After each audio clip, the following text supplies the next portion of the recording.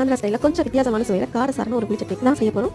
பஞ்சு மாதிரி இருக்கிற இட்லிக்கும் கிறிஸ்பியான மெத்து செய்கிற தோசைக்கும் சூப்பரான ஒரு காம்பினேஷனாக இருக்கும். அது மட்டும் இல்லை, புளியோதரை, லெமன் ரைஸ், கர்ட் ரைஸ் துவையல் வச்சு நீங்கள் சாப்பிட்றாங்களா இருந்தால் இந்த சட்னி அடிப்பொலியாக இருக்கும். ஒரு கடாயில் மிதமான சூட்டில் 3 டேபிள் ஸ்பூன் அளவுக்கு வெள்ளை எண்ணெய் எடுத்து நல்லா வறுத்துக்கலாம். ஓரளவுக்கு பொரிய ஆரம்பிக்கும். அந்த ஸ்டேஜில் நம்ம இதை தட்டில் சேஞ்ச் பண்ணிட்டு ஆற விடலாம்.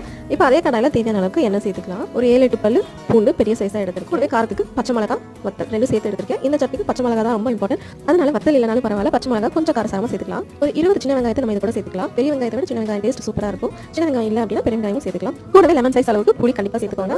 நம்ம இது கூட இப்போ நடக்கல்ல சேர்த்துக்கலாம். ஒரு 3 டேபிள் ஸ்பூன் அளவுக்கு நடக்கல்ல சேர்த்துருக்கேன். இப்போ இது கூட மீடியம் சைஸ் தக்காளியாக இருந்தால் 1, சின்ன சைஸ் தக்காளியாக இருந்தால் 2 சேர்த்துக்கலாம். இது வதங்கிறதுக்கு தேவையான அளவுக்கு உப்பு சேர்த்து நல்லா வதக்கும் அளவுக்கு வதங்கி தோலெல்லாம் சுருங்கி பழமும் ஓரளவு குலைய ஆரம்பிச்சிருச்சு.